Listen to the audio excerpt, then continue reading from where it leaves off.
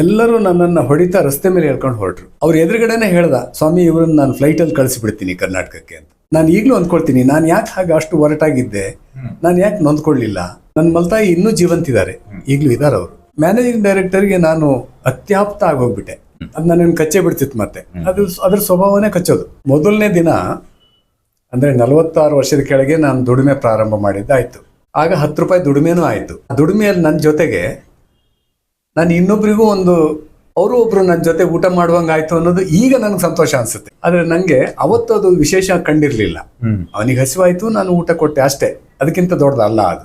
ಕ್ರಮೇಣ ಈಗ ನಾನು ಆಲೋಚನೆ ಮಾಡೋದು, ಅದು ಒಂದು ಸುಂದರವಾದ ಕೆಲಸ ಆಯ್ತು, ಒಳ್ಳೆ ಕೆಲಸ ಆಯ್ತು ಅಂತ ಅಂದ್ಕೊಳ್ತೀನಿ. ಆ ಒರಿಸ್ಸಾ CI ಫುಡ್ಸ್ ಹತ್ರದಲ್ಲೇ ನಂಗೊಂದು ಗುಡ್ಸ್ಲು ಮನೆ ಸಿಕ್ತು. ಅದಕ್ಕೆ ತಿಂಗಳಿಗೆ 600-800 ರೂಪಾಯಿ ಬಾಡಿಗೆ. ಕಾಲದಲ್ಲಿ 2 ರೂಪಾಯಿ ಊಟ ಸಿಗುತ್ತೆ ಅಂದ್ರೆ ಇನ್ನು ಎಷ್ಟು ರೂಪಾಯಿ ಇದ್ದಾತು ಬಾಡಿಗೆ ಮನೆಗೆ ಇತ್ತು. ಅಲ್ಲಿ ಹೋಗಿ ಉಳ್ಕೊಂಡೆ. ನಾನೊಬ್ಬನೇ ಉಳಿತಿದ್ದೆ. ಅದರಲ್ಲಿ ಒಂದು ಮಂಚ ಇತ್ತು. ಆದ್ರೆ ಅಲ್ಲಿ ಬಹಳ ಜನರಿಗೆ ಆನೆಕಾಲಿನ ರೋಗ ಇತ್ತು. ಆನೆಕಾಲಿನ ರೋಗ ಅಂದ್ರೆ ಫೈಲೇರಿಯಾ ಅಂತ ಕಾಯಿಲೆ, ಸೊಳ್ಳೆಯಿಂದ ಬರುವುದು. ಅದು ಗೊತ್ತಾದ ತಕ್ಷಣ ನನ್ನ ಹತ್ರ ಇರೋದೇ ಮಂಚ, ಅದಕ್ಕೊಂದು ಹಾಸಿಗೆ ಇಲ್ಲ ಅಂತ ಸ್ಥಿತಿಯಲ್ಲಿ ನಾನೊಂದು ಸೊಳ್ಳೆ ಪರದೆ ತಗೊಂಡೆ. ಮೊದಲು ಅದನ್ನು ಸುಸೂತ್ರವಾಗಿ ಕಟ್ಟಿದೆ ಆ ಮಂಚಕ್ಕೆ, ಕಟ್ಟಿ ಅದ್ರೊಳಗಡೆ ಹೋಗಿ ಮಲ್ಕೊಳ್ತಿದ್ದೆ. ಒಂದಿನ ರಾತ್ರಿ ನೋಡ್ತೀನಿ, ಆ ಚೇಳು ಸ್ಕಾರ್ಪಿಯನ್ ಅಂತಾರಲ್ಲ, ಅದು ನನ್ನ ಸೊಳ್ಳೆ ಪರದೆ ಮೇಲಿದೆ. ಅದು ಇಲ್ದೆ ಹೋಗಿದ್ರೆ ಏನಾಗ್ತಿತ್ತು ನನಗೆ? ಚೇಳು ಭಯಾನಕ ವಿಷ, ಅದು ಸಾಯಲ್ಲ, ಆದ್ರೆ ತುಂಬಾ ಕಷ್ಟ. ಚೇಳಿತ್ತು, ಚೇಳಿಂದು ಅದು ಏನಾದ್ರೂ ಕಚ್ಚಿದ್ರೆ ಏನು ಅಂತ ಹೇಳಿ ಸೊಳ್ಳೆ ನೆಟ್ಟಿರ್ಲ ಅಂದ್ರೆ ಒಳಗೆ ಬರ್ತಿತ್ತು ಅದು ನನ್ನನ್ನು ಕಚ್ಚೆ ಬಿಡ್ತಿತ್ತು. ಮತ್ತೆ ಅದ್ರ ಸ್ವಭಾವನೇ ಕಚ್ಚೋದು. ಅದೇ ನಾವು ಅದಕ್ಕೇನಾದ್ರೂ ತೊಂದರೆ ಕೊಡ್ಬೇಕಂತಿಲ್ಲ. ಅದು ನಮ್ ಸ್ಪರ್ಶಕ್ಕೆ ಬಂತು ಅಂದ್ರೆ ಕಚ್ಚಿಬಿಟ್ಟೆ ವಾಪಸ್ ಹೋಗೋದು. ಅವತ್ತು ನನಗದು ಕಚ್ಚಲಿಲ್ಲ, ಸೊಳ್ಳೆ ಪರದೆ ಇದ್ದಿದ್ರಿಂದ. ಅಲ್ಲಿ ಜನಕ್ಕೆ ಮತ್ತೆ ಆ ವೃಷಣಗಳು ಬಾತ್ಕೊಳ್ತದೆ. ಆ ಫೈಲೇರಿಯಾ ರೋಗ ಬಂದವರಿಗೆ ಒಂದು ಕಾಲ್ ಬಾತ್ಕೊಳ್ಳುತ್ತೆ, ಆನೆ ಕಾಲಾಗುತ್ತೆ. ಅದು ವಾಸಿ ಆಗಲ್ಲ, ಜೀವಮಾನ ಪರ್ಯಂತ ವಾಸಿ ಆಗಲ್ಲ ಅಂತ ಕೇಳಿದ್ದೇನೆ. ಅದು ಫೈಲೇರಿಯಾ ರೋಗದಿಂದ ಬರುತ್ತೆ ಅಂತ. ಅಂದ್ರೆ ಅವ್ರನ್ನ ನೋಡಿದಾಗೆಲ್ಲ ಒಂದ್ ತರ ಆಗ್ತಿತ್ತು ನನಗೆ. ಅಂತ ಸಂಖ್ಯೆ ತುಂಬಾ ಇದೆ, ಒಂದು 30% ಇದೆ ಅಂತ ಜನ ಹೇಳ್ತಿದ್ರು, ಗೊತ್ತಿಲ್ಲ ನಂಗೆ. ಕಡೆಗೆ ನಾನು ಪ್ರತಿನಿತ್ಯ ಅಲ್ಲಿ ಸಮುದ್ರ ಇದೆ ಅಂತ ಗೊತ್ತಲ್ಲ ನಂಗೆ. ಇಲ್ಲಿ ಅರೇಬಿಯನ್ ಸಿಯಲ್ಲಿ ನಾವಿದ್ದು, ನಮ್ಗೆ ಹತ್ರ ಅರಬ್ಬಿ ಸಮುದ್ರ, ಶಾಂತ ಸಾಗರ. ಅದು ಬೇ ಆಫ್ ಬೆಂಗಾಲ್, ಬಂಗಾಳ ಕೊಲ್ಲಿ. ಅಲ್ಲಿ ಬೋರ್ಡೆ ಹಾಕ್ಬಿಟ್ಟಿದ್ದಾರೆ, it is too risky to swim in the sea ಅಂತ. ಫಾರಿನರ್ಸ್ ಬಿಟ್ರೆ ಇಂಡಿಯನ್ಸ್ ಯಾರು ಸಮುದ್ರಕ್ಕೆ ಇಳಿಯಲ್ಲ. ಫಾರಿನರ್ಸ್ ಅದ್ರೊಳಗೆ ಇಳಿದು ಈಜ್ತಾ ಇರ್ತಾರೆ. ಅವ್ರ ಜೊತೆಗೆ ನಾನೊಬ್ನೇ ಈಜೋದು. ಅವ್ರಿಗೆ ನನ್ನನ್ನು ಕಂಡ್ರೆ ಖುಷಿ, ಯಾಕಂದ್ರೆ ಯಾರು ಭಾರತೀಯರು ಯಾರು ಸುಮಾರಾಗಿ ಇಲ್ಲ. ನಾನು ಒಬ್ಬನೇ ಅಂದ್ರೆ ಒಬ್ಬನೇ. ನಂದು 1-2 ದಿನದ ವ್ಯಾಪಾರ ಅಲ್ಲ. ನಾನು ಪುರಿಯಲ್ಲಿ ಎಷ್ಟು ದಿವಸಗಳ ಕಾಲ ಇದ್ದೆ, ಅಷ್ಟೂ ದಿವಸಗಳು ಅಲ್ಲಿದ್ದೆ. ಕೆಲವು ತಿಂಗಳು, ಒಂದು 2-3 ತಿಂಗಳು ಇದ್ದೆ ಅಂತ ಕಾಣುತ್ತೆ. ಅಲ್ಲಿ ಬಿಡೋ ಪ್ರಸಂಗನೂ ಬೇಗನೆ ಬಂತು. ಸಮುದ್ರದಲ್ಲಿ ಈಜ್ತಿದ್ದೆ. ನಾನು ಬಹಳ ಸಂತೋಷ ಪಟ್ಟಿದ್ದೀನಿ. ಪ್ರಾಯ ಅಲ್ಲ, ಮನೆ ಯೋಚನೆ ಬರ್ತಿರ್ಲಿಲ್ಲ. ಇಲ್ಲ ಇಲ್ಲ. ನನಗೆ ನಾನು 3 ವಯಸ್ಸಿನವನ್ ಇರ್ಬೇಕಾದ್ರೆ ನನ್ನ ತಾಯಿ ತೀರ್ಕೊಂಡು ಹೋದ್ರು. ತಾಯಿ ಇರ್ಲಿಲ್ಲ, ಮಲ್ತಾಯಿ. ನನ್ನ ಮಲ್ತಾಯಿ ಇನ್ನೂ ಜೀವಂತಿದ್ದಾರೆ, ಈಗಲೂ ಇದ್ದಾರೆ ಅವರು. ಸ್ವಲ್ಪ ಹಿಂಸೆಯಲ್ಲೇ ಬೆಳೆದೆ ನಾನು, ಆಯ್ತಾ. ನಾನು ಓದಿದ್ರೆ ಬಿಟ್ರೆ ಯಾರಿಗೂ ಅದು ಬೇಕಿರ್ಲಿಲ್ಲ. ತಂದೆಯವರು ತಾಯಿ ಸತ್ ನಂತರ ತಂದೆ ಚಿಕ್ಕಪ್ಪ ಅಂತಾರೆ. ನಮಗೂ ಸ್ವಲ್ಪ ಮಟ್ಟಿಗೆ ಹಾಗೆ ಆಯ್ತು ಅನ್ಬೋದು. ನನ್ನ ತಂದೆ ಕೆಟ್ಟವರಲ್ಲ, ಆದ್ರೆ ಏನ್ ಕೇಳಿದ್ರೆ ಕಾಳಜಿ ಮಾಡ್ತಿರ್ಲಿಲ್ಲ ಅಷ್ಟೇ. ಅವ್ರು ಕಾಳಜಿ ಮಾಡದೇ ಇರೋದ್ರಿಂದಾಗಿ ನಾವು ತುಂಬಾ ದೀನ ಸ್ಥಿತಿಗೆ ತಲುಪಿಬಿಟ್ವಿ. ಅದರಿಂದಾಗಿನೇ ನನಗೆ ಆ BCom ಫೇಲ್ ಆಗಿತ್ತು, ಅದು ಪಾಸ್ ಮಾಡ್ಕೋಬೇಕು ಅಂತಾನೂ ಇಲ್ದೇನೆ ಹೊರಗೆ ಬಂದ್ಬಿಟ್ಟೆ. ಅಲ್ಲಿ ನಮ್ಮ ಓನರ್ ಶ್ಯಾಮ್ ಚೌಧರಿ ಅಂತ. ಆ ಶ್ಯಾಮ್ ಚೌಧರಿಗೆ ಒಬ್ಬ ಮಗ ಇದ್ದ, ಬಾಬಿಲಾ ಚೌಧರಿ ಅಂತ. ಅವನಿಗೆ ಒಂದು ಕೆಟ್ಟ ರೋಗ ಇತ್ತು. ಅದೇನ್ ಕೇಳಿದ್ರೆ, ಮ್ಯಾನೇಜರ್ ಸೀಟಲ್ಲಿ ಕೂತ್ಕೊಳ್ಳೋದು. ಮ್ಯಾನೇಜರ್ ಇದ್ದಾಗ್ಲೂ ಅವ್ರನ್ನ ಪಕ್ಕದಾಗ ಕೂರಿಸಿ ಇವನ್ ತಾನಲ್ಲಿ ಕೂತ್ಕೊಳ್ತಿದ್ದ. ಒಂದು ಬೆತ್ತ ಇಟ್ಕೊಂಡಿದ್ದ ಕೈಯಲ್ಲಿ. ಆ ಬೆತ್ತ ತೆಗೆದು ಯಾರಿಗಂದ್ರೆ ಅವ್ರಿಗೆ ಹೊಡೆಯೋದು. ಅವನಿಗೆ ನನಗಾಗ ಒಂದು ಎಷ್ಟು 20-21 ಇದ್ದಿರ್ಬೋದೇನ. ಅವನಿಗೆ ಒಂದು 25 ಮೇಲೆ, ಮದುವೆ ಆಗಿರ್ಲಿಲ್ಲ. ಒಂದ್ ದಿನಕ್ಕೆ ಒಂದು 50 ಟೀ ಕುಡಿತಿದ್ದ. ಕಡಿಮೆ ಅಂದ್ರೆ 50, 10 ನಿಮಿಷಕ್ಕೊಂದ್ಸಲ ಟೀ ಕುಡಿಬೇಕು ಅವನು. ಈಗ ಅಂದ್ಕೊಳ್ತೀನಿ ನಾನು, ಈ ಕಾಲದಲ್ಲಿ ಆಗಿದ್ರೆ ಬಹುಶಃ ಅವನು 1 ವರ್ಷನೂ ತಾಳ್ತಿರ್ಲಿಲ್ಲ ಅಂತ. ಆ ಬೆತ್ತ ತಗೊಂಡು ಬೀಸಿ ಹೊಡಿತಿದ್ದ ಹಿಂಗ್ ದೂರದಿಂದಾನೆ. ಹೊಡೆದಾಗ ಅವ್ರ ಬೆತ್ತ ಎತ್ಕೊಂಡು ಬಂದು ಕೊಡ್ಬೇಕು, ಅದು ಒಂದು ಕಾನೂನು ಒಂದು. ಅಲ್ಲಿದ್ದವರೆಲ್ಲ ಹೇಳಿದ್ರು ನಿಂಗೂ ಒಂದಿನ ಹೊಡಿತಾನೆ ಅಂತ. ನನಗೆ ಹೊಡೆದ್ರೆ ನಾನು ಅವನಿಗೆ ಏನ್ ಮಾಡ್ತೀನಿ ಅಂತ ಅವನಿಗೆ ಗೊತ್ತಾಗ್ಬೇಕು, ಆತರ ಮಾಡ್ಬಿಡ್ತೀನಿ ಅಂದಿದ್ದೆ. ಒಂದಿನ ನನಗೂ ಹೊಡೆದ್ಬಿಟ್ಟ. ಹೊಡೆದಾಗ ಹಿಡ್ಕೊಂಡು ಅವನಿಗೆ ಬಹಳ ಗುದ್ದಿ ಹೊಡೆದು ಅವನಿಗೆ ತುಂಬಾ ಹಿಂಸೆ ಮಾಡ್ಬಿಟ್ಟೆ. ಬಹಳ ಹೊಡೆದೆ ಅವನಿಗೆ. ಬಹಳ ಹಿಂಸೆ ಮಾಡಿದ ತಕ್ಷಣ ಏನಾಯ್ತು, ಆಫೀಸ್ನಲ್ಲಿ ಇದ್ದವರೆಲ್ಲ ಅವನು ಸೇವಕರು, ಬಾಲ್ ಬಡಕರು ಅಂತ ನಂಗೆ ಗೊತ್ತಿರ್ಲಿಲ್ಲ. ಎಲ್ಲರೂ ನನ್ನನ್ನು ಹೊಡಿತಾ ರಸ್ತೆ ಮೇಲೆ ಹೇಳ್ಕೊಂಡು ಹೊರಟ್ರು. ಹೇಗೆ ಹೊಡೆದ್ರು ಅಂದ್ರೆ, ನನ್ನ ಮೂಗಿನ ಒಳಗಡೆ ಒಡೆದು ಮೂಗಲ್ಲಿ ರಕ್ತ ಸುರಿಲಿಕ್ಕೆ ಶುರುವಾಯ್ತು. ಕಣ್ಣು ಬಾತ್ ಹೋಯ್ತು. ಜನ ಸೇರಿ ಒಬ್ಬನಿಗೆ ರಸ್ತೆ ಮೇಲೆ ಪೂರ್ತಿ ಹೊಡ್ಕೊಂಡು ಪೊಲೀಸ್ ಸ್ಟೇಷನ್ಗೆ ಕರ್ಕೊಂಡು ಹೋದ್ರು. ಸ್ಟೇಷನ್ ನಲ್ಲಿ ನನ್ನನ್ನ ಸಬ್ ಇನ್ಸ್ಪೆಕ್ಟರ್ ಹಿಂದೆ ಮುಂದೆ ನೋಡ್ದೇನೆ ಪೊಲೀಸ್ ಲಾಕಪ್ ಅಂತಿರತ್ತೆ, ಆ ಲಾಕಪ್ಪಿನ ಒಳಗಡೆ ಹಾಕಿ ಹೊರಗಡೆಯಿಂದ ಲಾಕ್ ಮಾಡಿಬಿಟ್ಟ. ಕಡೆಗೆ ನಾನು FIR ಎಂತದ್ದು ಇಲ್ಲ, ಅಲ್ಲಿ ನಾನು ಕೂತ್ಕೊಂಡೆ. ಆ ಲಾಕಪ್ ಹೇಗಿತ್ತು ಅಂದ್ರೆ ನಮ್ಮಲ್ಲಿ ಲಾಕಪ್ ತರ ಶುಭ್ರವಾಗಿರ್ಲಿಲ್ಲ.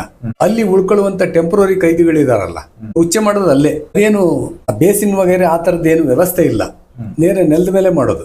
ನೆಲದ ಮೇಲೆ ಒಂದ್ 2 ಬಿಂದಿಗೆ ಆಗುವಷ್ಟು ಹಳೆ ಮೂತ್ರ ಹೆಪ್ಪುಗಟ್ಟಿ ನಿಂತಿತ್ತು. ಅದರಲ್ಲಿ ಮುಕ್ಕಾಲು ಕೋಣೆವರೆಗೂ ಮೂತ್ರ ನಿಂತಿದೆ.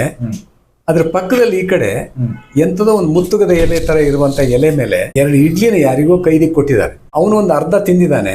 ಆ ಎಲೆ ಮೇಲೆ ಇಡ್ಲಿ ಹಾಗೆ ಇದೆ, ಇನ್ನ ಅರ್ಧ ಭಾಗ. ಅದರಲ್ಲಿ 1-1.5 ಇಂಚಿನ ಗಾತ್ರದ ಹುಳ ಹೀಗೆ ಮೂವ್ಮೆಂಟ್ ಮಾಡ್ತಾ ಇದೆ. ಕೆಲವು ಹುಳ ಇದೆ ಅದ್ರ ಮೇಲೆ.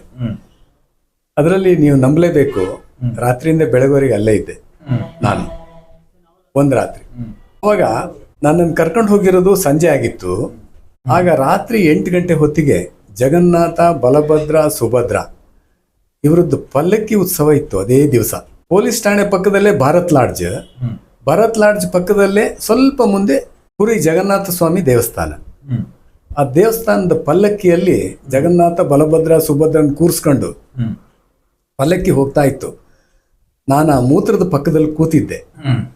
ಆಗ ನಾನು ಆ ಪಲ್ಲಕ್ಕಿ ನೋಡಿ ಅಂದ್ಕೊಂಡೆ, ನನಗೆ ಸ್ವಲ್ಪನೂ ಬೇಸರ ಆಗಿರ್ಲಿಲ್ಲ ಅನ್ನೋದನ್ನ ನೀವು ನಂಬಲೇಬೇಕು. ಯಾಕಾಗಿಲ್ಲ ಅಂತ ನಮ್ಗೆ ಗೊತ್ತಿಲ್ಲ, ಅಸಹಾಯಕತೆನೂ ಅನ್ಸಿರ್ಲಿಲ್ಲ.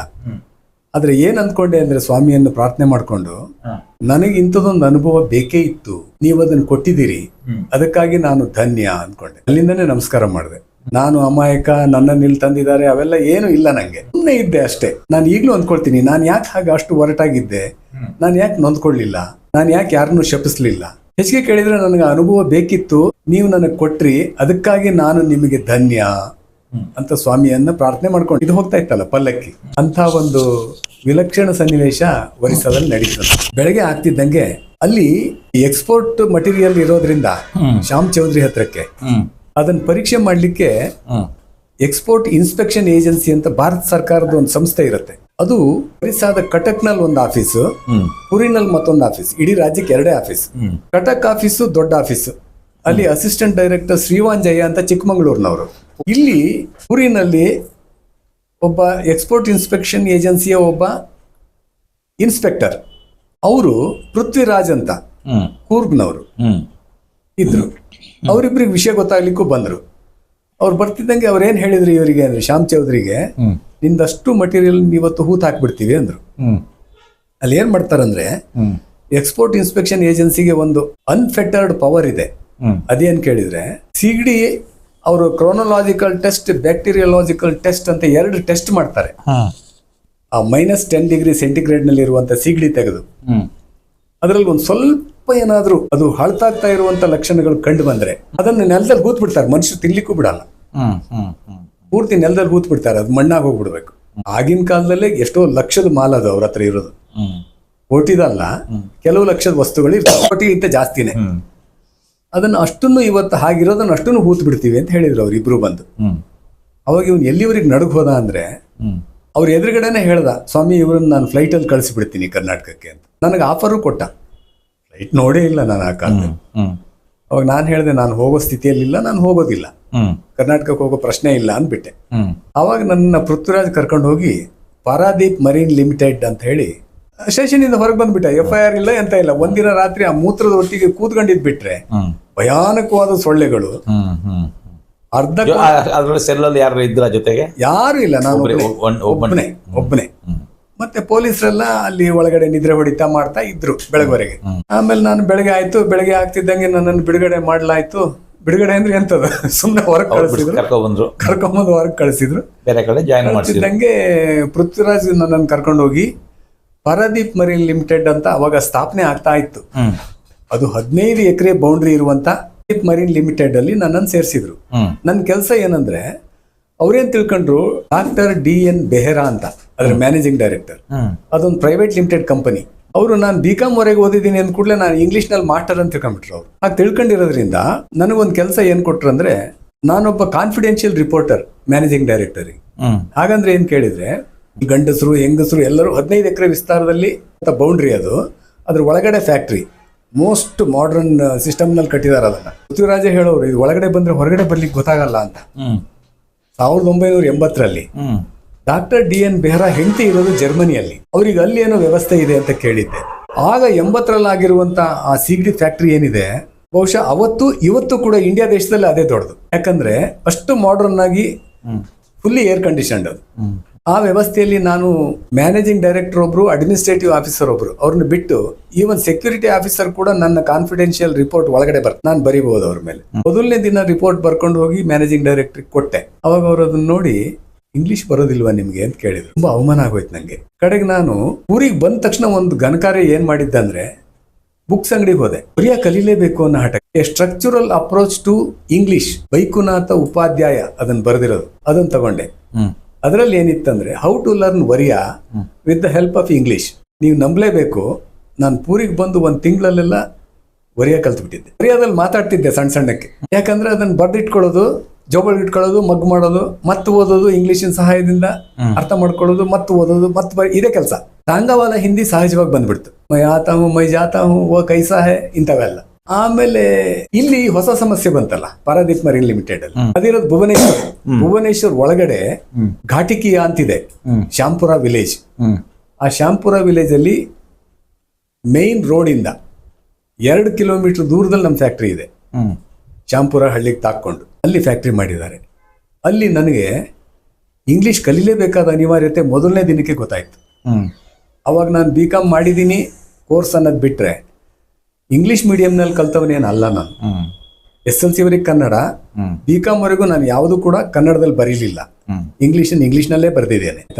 ಎಲ್ಲ ಸಬ್ಜೆಕ್ಟ್ಗಳನ್ನು ಇಂಗ್ಲಿಷ್ನಲ್ಲಿ ಕ್ವಶನ್ ಪೇಪರ್ ಇದ್ದ ಸಂದರ್ಭದಲ್ಲಿ ನಾನು ಹಾಗೆ ಇಂಗ್ಲಿಷ್ನಲ್ಲೇ ಬರೆದಿದ್ದೇನೆ. ಆದರೆ ನನಗೆ ಒಂದು ಈ ಸಮಸ್ಯೆ ಬಂದ ತಕ್ಷಣ ಅಲ್ಲೊಬ್ಬ ಶಿವರಾಮನ್ ಪನಾವಳಿ ಅಂತ ಒಬ್ಬಿದ್ದ.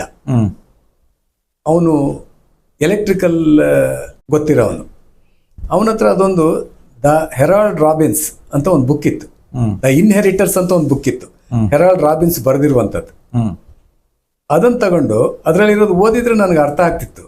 ಆದ್ರೆ ಅದನ್ನ ಬಳಕೆ ಮಾಡ್ಲಿಕ್ಕೆ ಬರಲ್ಲ ಅನ್ನೋ ಕಾರಣಕ್ಕೆ ಅದರಲ್ಲಿ ಒಂದು 8-10 ವಾಕ್ಯ ಬರ್ಕೊಂಡು ಬೆಳಗಿಂದ ರಾತ್ರಿವರೆಗೂ ಮಗ್ ಮಾಡ್ತಿದ್ದೆ. ಅದನ್ನ ಬಳಸ್ತಿದ್ದೆ ಮತ್ತೆ ಕಷ್ಟಪಟ್ಟು. ಹಾಗೆ ಮಾಡ್ಕೊಂಡು ಒಂದು 4 ತಿಂಗಳು ಆಗೋಷ್ಟೊತ್ತಿಗೆ ನೀವು ಒಪ್ಲೇಬೇಕು. ನಾನು ಮತ್ತೆ ರಿಪೋರ್ಟ್ ಕೊಟ್ಟಾಗ ಮ್ಯಾನೇಜಿಂಗ್ ಡೈರೆಕ್ಟರ್ ನಂಗೆ ಕೇಳಿದ್ರು, ಇಂಗ್ಲಿಷ್ ಕಲ್ತಿದ್ಯಲ್ಲಿ ಅಂತ. ಯಾಕೆ ಕೇಳಿದೆ, ನಿಮ್ ಇಂಗ್ಲಿಷ್ ಸಾಕಷ್ಟು ಚೆನ್ನಾಗಿದೆ ಅಂತ ಅಂದ್ಬಿಟ್ರು. ಬರೀ 3 ತಿಂಗಳು, ಅಷ್ಟು ಕಡಿಮೆ ಅವಧಿಯಲ್ಲಿ ನಾನು ಅಷ್ಟು ಸಾಧನೆ ಮಾಡಿದೆ. ನಾನು ಒರಿಯಾ ಕಲ್ತಿರೋದಾದ್ರೂ ಯಾತಕ್ಕೆ ಕೇಳಿದ್ರೆ, ನಾನು ಯಾವ ರಾಜ್ಯದಲ್ಲಿ ಇರ್ತೀನಿ ಆ ರಾಜ್ಯದವರನ್ನ ಅವರದ್ದೇ ಭಾಷೆಯಲ್ಲಿ ಮಾತಾಡಿಸದೆ ಹೋದ್ರೆ ಅವ್ರು ನಮ್ಮನ್ನ ಪರಕೀಯರಾಗಿ ತಿಳಿತಾರೆ ಅನ್ನೋದಿತ್ತು ನನ್ನ ತಲೆಯಲ್ಲಿ. ಈಗ ನಾವಿಲ್ಲಿ ಕೇರಳಿಯನ್ರು, ತಮಿಳರು ಅದೇ ಭಾಷೆಯಲ್ಲಿ ಮಾತಾಡಿದ್ರೆ ನಾವು ಇಷ್ಟಪಡಲ್ಲ. ಇಲ್ಲಿ ಇದ್ದು ಕೂಡ ಈ ಭಾಷೆ ಕಲೀಲಿಲ್ಲಲ್ಲ ಅಂತ ಅನ್ಸತ್ತೆ. ಅದಕ್ಕಾಗಿ ನಾನು ಅದನ್ನು ಕಲ್ತಿದ್ದು. ಆಮೇಲೆ ಇಂಗ್ಲಿಷು ಕೂಡ ನಾನು ಸಾಕಷ್ಟು ಕಲಿತೆ. ಅಲ್ಲಿ ನಾನು ಹೆರಾಲ್ಡ್ ರಾಬಿನ್ಸ್ ಬರೆದಿರುವಂಥ ದ ಇನ್ಹೆರಿಟರ್ಸ್ ಬುಕ್ನಲ್ಲಿ ಕಲ್ತಿರೋದೇನಿದೆ ಅದು ಮುಂದೆ ನಾನು ಲಾಯರ್ ಆದಾಗ ನಂಗೆ ಸಹಾಯಕ್ಕೆ ಬರುತ್ತೆ ಅಂತ ಅವಾಗ ಗೊತ್ತಿರಲಿಲ್ಲ. ಇಷ್ಟ ಆದ್ಮೇಲೆ ಒಂದ್ಸಲ ನಂದನ್ ಕಾನನಿಗೆ ಹೋಗ್ಬೇಕು ಅಂತ ಕಾಣ್ತು. ಅಲ್ಲಿಂದ ಶ್ಯಾಂಪುರ ಹಳ್ಳಿಯಿಂದ, ಅಂದ್ರೆ ನಮ್ಮ ಫ್ಯಾಕ್ಟ್ರಿ ಇರೋ ಜಾಗದಿಂದ ಒಂದು 10-12 ಕಿಲೋಮೀಟರ್ ದೂರದಲ್ಲಿ ನಂದನ್ ಕಾನನ್ ಇದೆ. ಅದು ಒರಿಸ್ಸಾದ ಜೂ. ಅದೇ ಹೇಳಿದ್ನಲ್ಲ, ಮೈಸೂರಿಂದ ಒಂದು ಚೆಮೇಲಿ ಅನ್ನುವಂತ ಹುಲಿಯನ್ನು ಕಳಿಸಿದ್ದಾರೆ, ಹುಲಿ ಮರಿನ್ ಕಳಿಸಿದ್ದಾರೆ ಅಂತ ನನ್ನ ಒಂದು ಕಾರ್ಯಕ್ರಮ. ಕಡೆಗೆ ಹೇಗೋ ಅಲ್ಲಿ ಸೈಟಿಂದ ಕಾರ್ ಬರ್ತಾ ಇರುತ್ತೆ, ಸೈಟಿಗೆ ಕಾರ್ ಹೋಗ್ತಾ ಇರುತ್ತೆ. ಅದು ಬಿಟ್ರೆ ಬೇರೆ ಯಾವ ವೆಹಿಕಲ್ಗಳು ಅಲ್ಲಿಗೆ ಬರಲ್ಲ, ಫ್ಯಾಕ್ಟ್ರಿಗೆ ಮೇನ್ ರೋಡಿಗೂ ಹೋಗಲ್ಲ. ಆದ್ರಿಂದ ಫ್ಯಾಕ್ಟ್ರಿ ಕಾರಲ್ಲಿ ಬಂದ್ಬಿಟ್ಟೆ. ಬಂದು ನಿಂತ್ಕೊಂಡು ಕಾಯ್ತಾ ಇದ್ದೆ. ಒಂದು ಅರ್ಧ ಗಂಟೆ ಆಯ್ತು, 3/4 ಗಂಟೆ ಆಯ್ತು, ಬಸ್ ಬರ್ಲಿಲ್ಲ. ಅಷ್ಟೊತ್ತಿಗೆ ನನಗೆ ಅಪಾಯ ಎದುರಾಗ್ತಾ ಇರೋದ್ರ ಸೂಚನೆ ಸಿಕ್ತು. ನಾನು ಸತ್ತೋಗ್ತೀನಿ ಅಂತ ಗೊತ್ತಾಯ್ತು. ಯಾಕೆ ಕೇಳಿದ್ರೆ ಉಷ್ಣದ ತೀವ್ರತೆ ಅಷ್ಟಿತ್ತು. ನಾನು ಶೆಲ್ಟರ್ಲ್ಲೇ ನಿಂತಿದ್ದೆ. 12 ಗಂಟೆ ಮೇಲೆ ಒರಿಸ್ಸಾದವ್ರು ಯಾರು ಕೂಡ ಕೆಲಸ ಮಾಡಲ್ಲ, ಯಾಕಂದ್ರೆ ಬಿಸಿಲಲ್ಲಿ ಸಾಯ್ತಾರೆ. ಸನ್ಸ್ಟ್ರೋಕ್. ಹೌದು. ನನಗೆ ಉಸಿರು ಏರಿಳಿತ ಶುರು ಆಯ್ತು. ನನ್ನ ಉಸಿರಿನ ವ್ಯತ್ಯಾಸ ನೋಡ್ಬಿಟ್ಟು ನಂಗೆ ಅನಿಸ್ತು, ಇನ್ನು ಸ್ವಲ್ಪ ಹೊತ್ತಾದ್ರೆ ಸತ್ತೋಗ್ತೀನಿ ನಾನು, ಹೆಚ್ಚು ಕಡಿಮೆ ಆಗತ್ತೆ ನನಗೆ ಅಂತ. ಅವಾಗ ನಂದನ್ ಕಾನೂನು ಬೇಡ, ಏನು ಬೇಡ, ಫ್ಯಾಕ್ಟ್ರಿಗೆ ಹೋಗಿ ಸೇರ್ಕೊಂಡ್ರೆ ಸಾಕಾಗಿತ್ತು ಅಂತ ಪರಿಸ್ಥಿತಿ. ಆತರ ಕನಸು ಕಾಣ್ತಾ ಇದ್ದೆ. ಅಷ್ಟೊತ್ತಿಗೆ ಅಡ್ಮಿನಿಸ್ಟ್ರೇಟಿವ್ ಆಫೀಸರ್ ಹೋಗುವಂತ ಕಾರ್ ರಸ್ತೆ ಮೇಲೆ ಬಂತು. ಯಾಕೆ ಇಲ್ಲಿ ನಿಂತಿದ್ದೀರಿ ಕೇಳಿದ್ರು. ಹೀಗೆ ಅಂತ ಹೇಳಿದೆ. ಹೀಗೆಲ್ಲ ಬರ್ತಾರ, ಈ ಬಿಸಿಲು ತಡ್ಕೊಳ್ಲಿಕ್ಕೆ ಆಗತ್ತಾ ಅಂತ ಕೇಳಿ ಕರ್ಕೊಂಬಂದ್ರು. ವಾಪಸ್ ಅಲ್ಲಿಗೆ ಬದುಕೊಂಡೆ. ಅವತ್ತು ಸಾಯುವಂತ ಕಡೇ ಹಂತಕ್ಕೆ ಹೋಗಿ ನಾನು ಉಳ್ಕೊಂಡಿರೋದು. ಅದನ್ನ ನೀವು ಬಿಡಿಸಿ ಹೇಳಲಿಕ್ಕೆ ಆಗ್ತಾ ಇಲ್ಲ ಅಂತ ಅಪಾಯ ನಂಗೆ ಬಂದಿತ್ತು. ಆ ಬಿಸಿಲಿನ ಜಳಕ್ಕೆ ಕಡೆ ಫ್ಯಾಕ್ಟ್ರಿಗೆ ಬಂದೆ. ನಮ್ಮ ಫ್ಯಾಕ್ಟ್ರಿಯಲ್ಲಿ ಏನ್ ಮಾಡೋರು ಅಂದ್ರೆ ಸಿಗಡಿ ಬಿಚ್ಚೋದ್ರ ಜೊತೆಗೆ ಅದನ್ನ ಎಕ್ಸ್ಪೋರ್ಟ್ ಮಾಡೋದ್ರ ಜೊತೆಗೆ ವಾಪಸ್ ಫ್ಯಾಕ್ಟ್ರಿಗೆ ಬಂದೆ. ಫ್ಯಾಕ್ಟ್ರಿಗೆ ಬಂದಾಗ ನಮ್ಮ ಫ್ಯಾಕ್ಟ್ರಿಯಲ್ಲಿ ಏನು ಕೆಲಸ ಅಂದರೆ, ಒಂದು ಸಿಗಡಿ ರೆಡಿ ಮಾಡೋದು, 20 kg ಕರ್ಟನ್ ಇಟ್ಕೊಂಡು ಅದನ್ನು ತೆಗೆದು ಯೋಕೋಹಾಮಕ್ಕೆ ಕಳ್ಸೋದು. ಅದಲ್ಲದೆ ಇನ್ನೊಂದು ಕೆಲಸ ಏನಂದರೆ, ಅವಾಗ ಬ್ರಾಯ್ಲರ್ ಕೋಳಿ ಇರಲಿಲ್ಲ, ಫಾರಂ ಕೋಳಿ ಇತ್ತು. ಆ ಫಾರಂ ಕೋಳಿನ ಕರೆಕ್ಟ್ ನಂಗೆ ನೆನಪಿದೆ, 60 ಸೆಕೆಂಡ್ಸಲ್ಲಿ ಅವ್ನು ಡ್ರೆಸ್ ಮಾಡ್ತಿದ್ದ ನೋಡ್ರಿ ಒಂದು ಕೋಳಿನ. ಅದು 3 ಹೂವುಗಳ ಥರ ಮಾಡ್ತಿದ್ದ. ಆ ಫಾರಂ ಕೋಳಿನ ಕಟ್ ಮಾಡಿ ಅದ್ರ ಸಿಪ್ಪೆನೆ ಸುಲಿದು ಹಿಂಗೆ ಪೇಪರ್ ಥರ ಮಾಡೋನು. ಎಕ್ಸ್ಪರ್ಟ್ ಬರ್ತಿದ್ದ ಅಲ್ಲಿ 1-2 ಜನ. ಅದು ಮಾಡಿ 3 ಪೀಸ್ ಮಾಡಿ ಅದನ್ನು ಡೀಪ್ ಫ್ರೀಜರಿಗೆ ಹೋಗೋಂಗೆ ಮಾಡಿಬಿಡೋರು. ಅದು 2 kg ಒಂದು ಪ್ಯಾಕ್. ಅದು ಎಕ್ಸ್ಪೋರ್ಟ್ ಆಗ್ತಿದೆ. ಅದು ಎಕ್ಸ್ಪೋರ್ಟ್ ಆಗ್ತಿರ್ಲಿಲ್ಲ. ಆಯಿಲ್ ಇಂಡಿಯಾ ಕಾರ್ಪೊರೇಷನ್ನವರು ಸಮುದ್ರದಲ್ಲಿ ತೈಲ ಶೋಧಕ್ಕೆ ಹೋಗ್ತಾರೆ ಅಂತ ಹೇಳ್ತಿದ್ರು, ನಮ್ಗೆ ಗೊತ್ತಿಲ್ಲ. ನಾನು ಹೇಳೋದು ಕೇಳ್ಕೊಂಡಿದ್ದು. ಅದಕ್ಕೆ ಅವ್ರು ತಗೊಂಡು ಹೋಗ್ತಿದ್ರು, ನಡುವೆ ಬೇಯಿಸ್ಕೊಳ್ತಿದ್ರು ಅದನ್ನ ಅಂತ ಕೇಳಿದ್ದೇನೆ. ಮರಗಟ್ಟಿಸಿರುವಂತ ಕೋಳಿ ಅಂತ ಒಂದು ವ್ಯವಸ್ಥೆ ಇರುವಂತ ಫ್ಯಾಕ್ಟ್ರಿ ಅದು. ಮ್ಯಾನೇಜಿಂಗ್ ಡೈರೆಕ್ಟರ್ಗೆ ನಾನು ಅತ್ಯಾಪ್ತ ಆಗೋಗ್ಬಿಟ್ಟೆ, ನನ್ನ ರಿಪೋರ್ಟಿಂಗ್ ಸ್ಟೈಲು ಇದಕ್ಕೆಲ್ಲ.